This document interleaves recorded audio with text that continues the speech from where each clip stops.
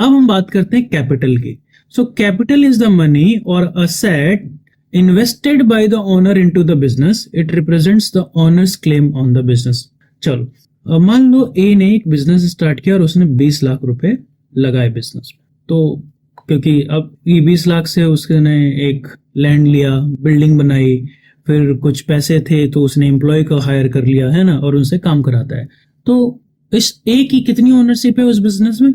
20 लाख रुपए की। ठीक है, अब मान लो एक ए ने एक पार्टनर और ऐड कर लिया बी, और बी कितना लेकर आया, लेट्स से 15 लाख रुपए।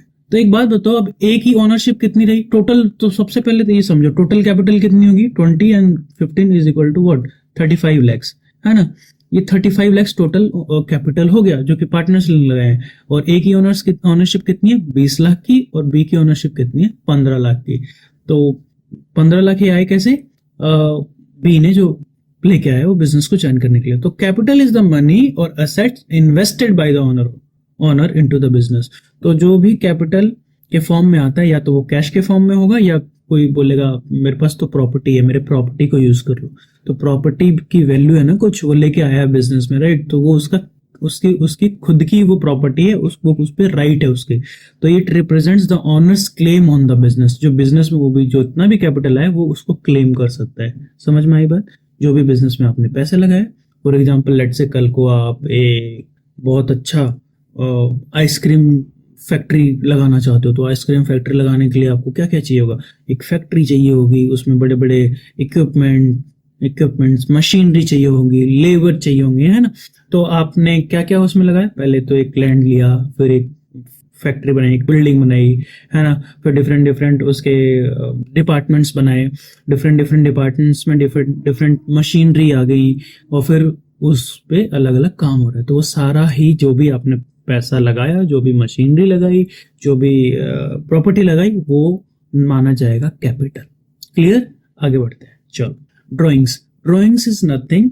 जितना पैसा, देखो ए ने 20 लाख रुपया लगाया था, कोई उसको मेडिकल इमरजेंसी आ गई या घर पे कोई प्रॉब्लम हो गई जिसकी वजह से उसको पैसे की जरूरत थी, और वो अपने दोस्तों से मांगी, उसने दोस्तों ने हेल्प नहीं की, या दोस्तों के पास पैसे ही नहीं थे लेट से।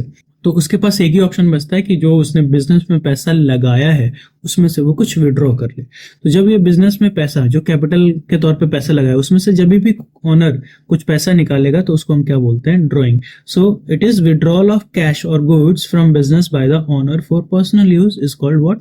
ड्रॉइंग्स। यानी या वो कैश निकाले या कोई गुड बिजनेस से लेके चला जाए, और जब भी वो लेके जाएगा तो उसको हम क्या मानेंगे? विड्रॉल। और इसी विड्रॉल को हम क्या कहते हैं?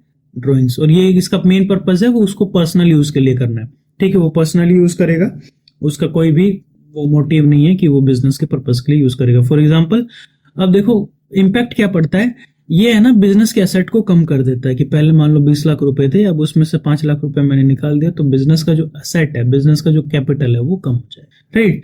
अगर एग्जांपल देखो तो bakery owner taking some bread for their families dinner. तो बेकरी ओनर के घर पे कुछ पार्टी है, और पार्टी की है तो वो नहीं चाहता है कि किसी और की दुकान से वो ऑर्डर करे यार, मंगाए। वो बोलता है कि यार जितना भी खर्चा आया उस पे उतना तो मेरे से ले लेना, है ना, वो मैं पे कर दूंगा। अब मैं किसी और से खरीदूंगा तो वो अपना प्रॉफिट भी लगाएगा, राइट। बट ये चीज क्योंकि अपने घर पे बन रही है, अपने बिजनेस में बन रही है, तो मैं लेके चला जाऊंगा पार्टी में, और जितना आपका बनेगा मैं उसको पे कर दूंगा। हालांकि बिजनेस उसी का है, ठीक है, बट जितना वो बिजनेस से निकाल रहा है वो क्या कर रहा है? अपने कैपिटल को कम कर रहा है। वो बोला कि जितने पैसे दिए मैंने उसमें से काट लेना।